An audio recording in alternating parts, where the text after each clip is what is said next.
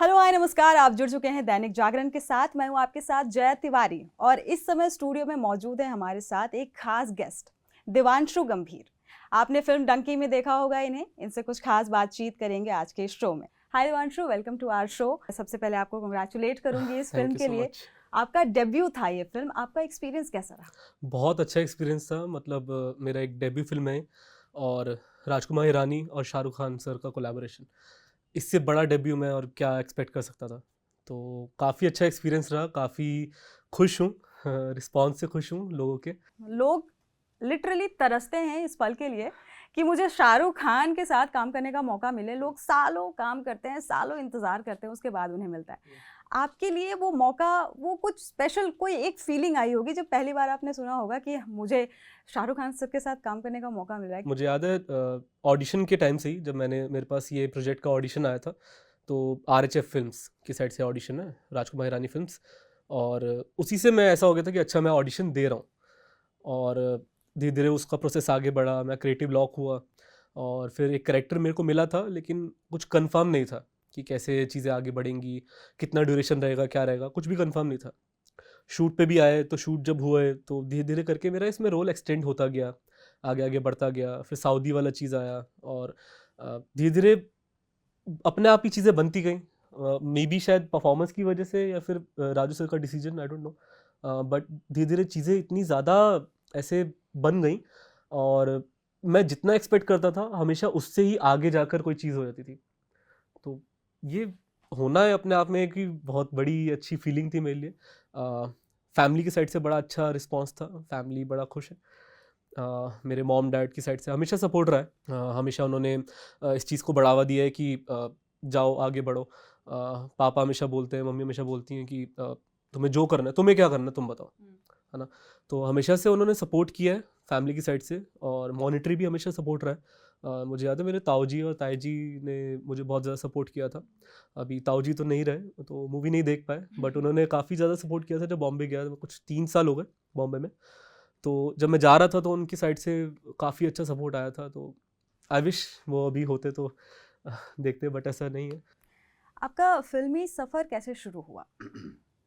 फिल्मी सफ़र, मैं थिएटर करता था एंड 9th क्लास से मैंने चालू शुरू कर दिया था।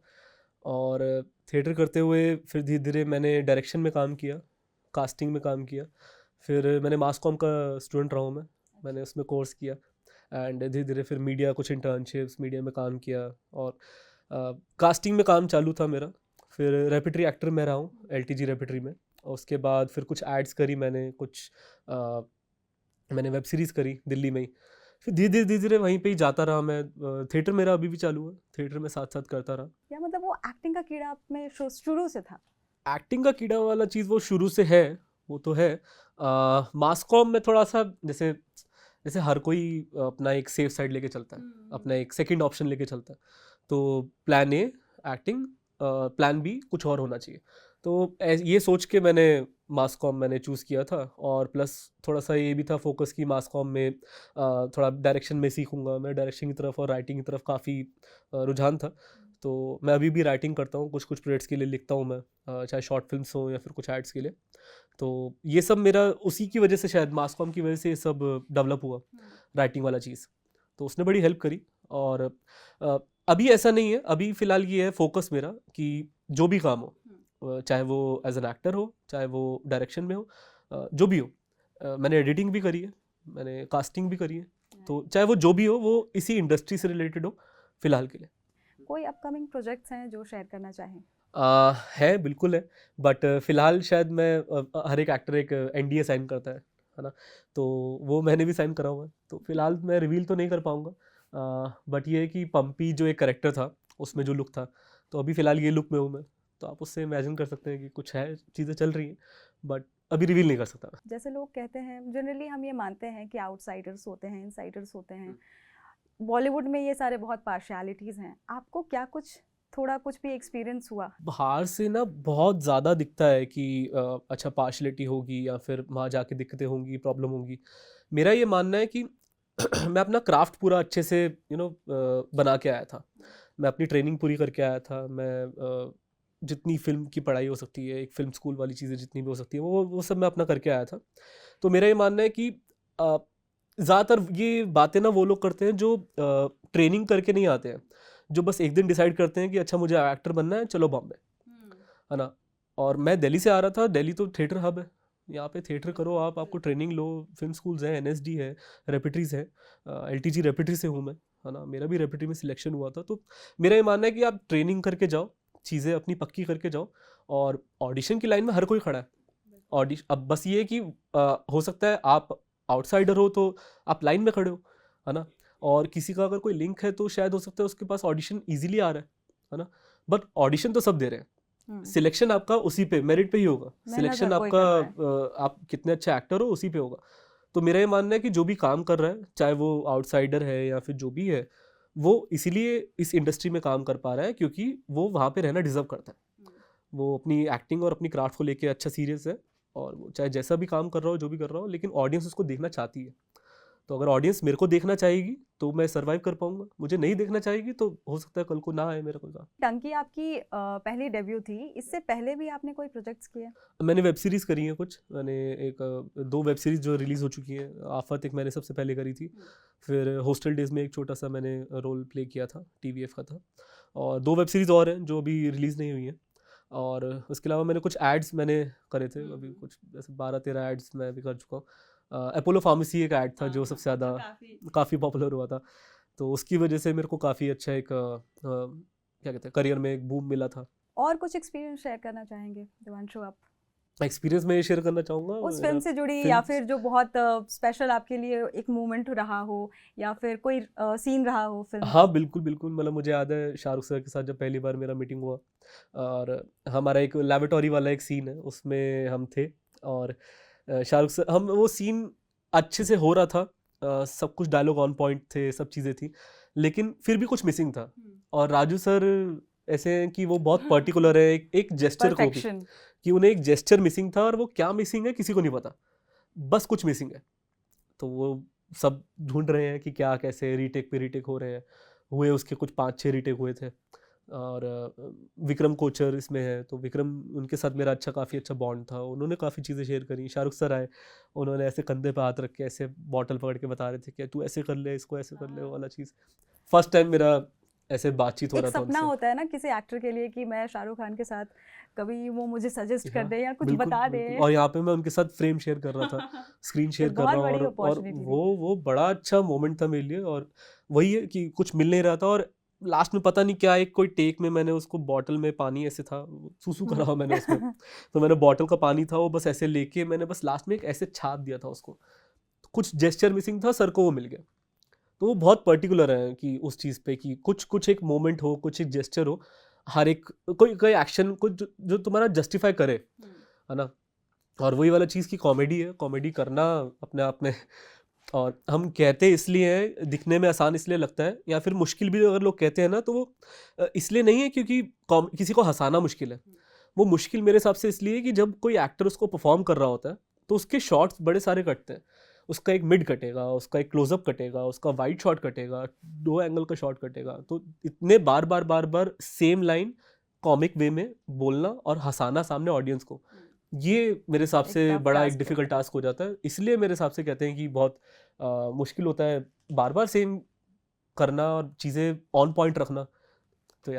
तो ये वाला चीज़ बड़ा ये था। एक एक्सपीरियंस इसमें था कि मेरा सऊदी में हम थे, तो मेरा एक इंजरी हो गया था। एक सीन है उसमें, मैं सीन तो नहीं बता पाऊंगा, शायद अभी भी कुछ लोग होंगे जिनको देखनी होगी मूवी। एक सीन था उसमें जिसमें बस ऐसे भागना था और मुझे गिरना था, और यहाँ पे मेरा इंजरी हो गया था दांत पे। तो वो इंजरी हुआ, हम जब इंडिया आ रहे थे वापस, तब मुझे पता लगा कि अच्छा जब वो स्वेल हुआ था, तो उसका ट्रीटमेंट वगैरह हुए, चीज़ें हुई।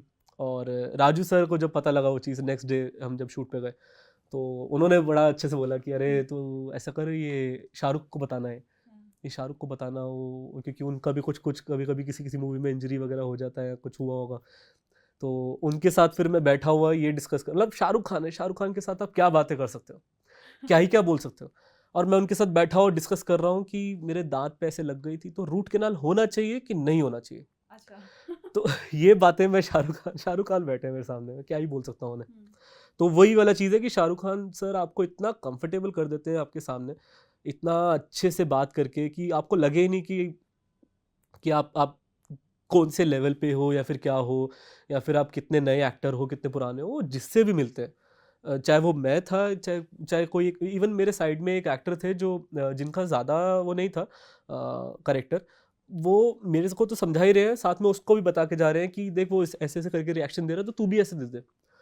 वहाँ पे फिर आपको ऐसा लगता है कि अरे यार ये इंसान कितना ध्यान देता है, ये सिर्फ ये ध्यान नहीं दे रहे हैं कि मेरा अच्छा दिखे, ये ध्यान दे रहे हैं कि ये जो पूरा सीन है वो अच्छा दिखे, है ना। और बस यही था कि वो देख के बड़ा अच्छा लगता है कि अच्छा इंडस्ट्री में ऐसे काम हो रहा है ना, इतना अच्छे लेवल पे काम हो रहा है, क्योंकि हमारे लिए तो फर्स्ट टाइम है, हम फर्स्ट टाइम देख रहे हैं कि हम तो बाहर से चीज़ें सुन के आते हैं ना, तो फर्स्ट टाइम जब आप एक्सपीरियंस करते हो तो आपको लगता है कि अरे नहीं बहुत अच्छा माहौल था सेट। मैं तो थैंक यू कहता हूँ मेरी तरफ से और शाहरुख सर के सारी फैंस की तरफ से कि हमारा 2023 इतना अच्छा बनाने के लिए, है ना, 3 इतनी बड़ी बड़ी मूवीज़ आई उनकी तरफ से और पूरा एक अच्छा खासा चेंज हुआ। शाहरुख खान की बात करें तो वो आपके क्या फेवरेट एक्टर शुरू से थे? हाँ बिल्कुल, मतलब फेवरेट एक्टर और भी हैं, बट ये है कि शाहरुख सर के साथ मेरे को याद है 2009 या 10 के आसपास ना मैं बॉम्बे आया था एक बार घूमने के लिए फैमिली के साथ। तो हम सबसे पहले जो घूमने गए थे वो ये था शाहरुख सर का घर। हम मन्नत के आसपास गए थे और हमने मेरे साइड में एक वहाँ पे उनका वैन रहता है, वैनिटी वैन, तो वो मैंने फर्स्ट टाइम देखा था। और उसके बाद मैं इतनी बार जा चुका हूँ उस रोड से, या फिर वहाँ पे कितनी बार ऐसे विजिट कर चुका हूँ, वो वैनिटी वैन कभी नहीं दिखा। कट टू सीधा मैं शूट पे, अपने शूट डे पे, फर्स्ट डे ऑफ शूट, मेरा वैनिटी खड़ा था और मेरे वैनिटी के सामने से शाहरुख सर का वैनिटी। तो वो एक्सपीरियंस ना कि ये इतने साल का फ़र्क, वो 2009 और 2023, तो इतने साल का इतना डिफरेंस, और मैंने इमेजिन भी नहीं किया था तब कि अच्छा मैं हाँ मतलब एक्टर बनना चाहूँगा या फिर बनूंगा या कैसे बनूंगा, कुछ पता ही नहीं था। तो वो एक्सपीरियंस प्लस मैं तो उस एरा से आता हूँ जहाँ पर मैं देवदास और स्वदेश देख के आया हूँ, तो मैं उस एरा से आ रहा हूँ।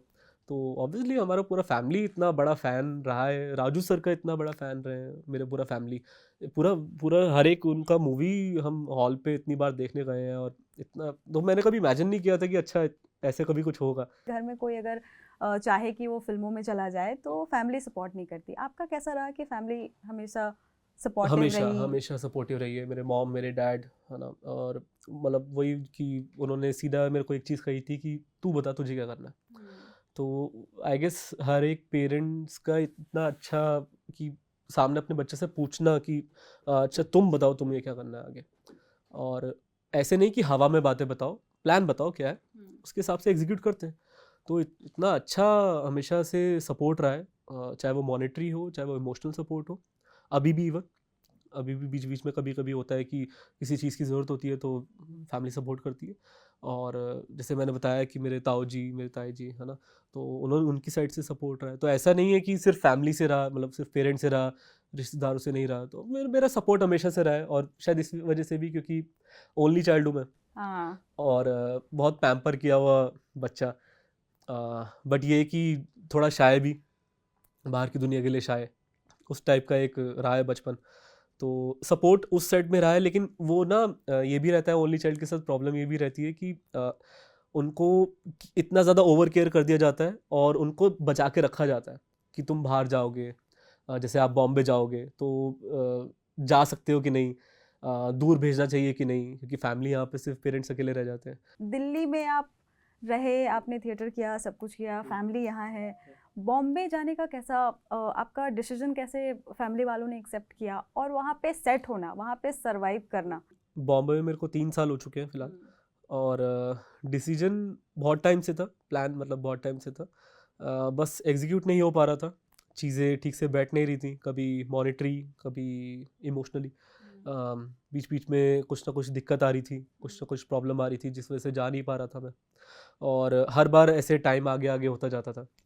तो लेकिन फ़िलहाल जब कुछ प्रोजेक्ट्स मैंने यहाँ पे करे दिल्ली में रह के, और क्या है ना कि जैसे ये मैं उन सब के लिए भी बोल रहा हूँ जो अभी आना चाहते हैं, कि आपको ना आपकी फैमिली को ये चीज़ दिखानी पड़ती है कि मैं उसके लिए कितना सीरियस हूँ, है ना। तो मैंने यहाँ पे रह के दिखाया, मैंने यहाँ पे थिएटर किया, मैं यहाँ पे ऑडिशन भी देता था, मैंने काम भी किया, मैंने कुछ एड्स और वेब सीरीज़, मेरी पहली वेब सीरीज़ मैंने दिल्ली में करी थी। तो उस चीज़ से ना क्या है, सामने फैमिली को भी थोड़ा सा लगने लगता है कि अच्छा सीरियस है, और सिर्फ सीरियस नहीं, इसको काम भी मिल रहा है, चीज़ें आ रही हैं, तो भेजा जा सकता है, आगे सपोर्ट किया जा सकता है और ज़्यादा। अभी फ़िलहाल कर रहे हैं तो उससे ज़्यादा भी किया जा सकता है।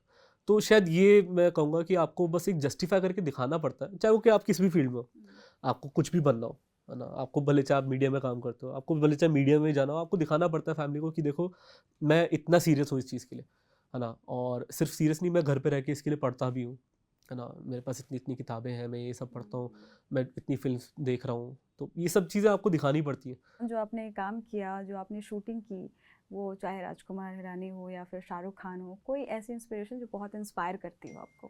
जो बहुत कोई एक ऐसी बात जो आप ये चाहेंगे कि ये मुझे लाइफ टाइम शायद ये चीज़ मेरे काम की रहेगी?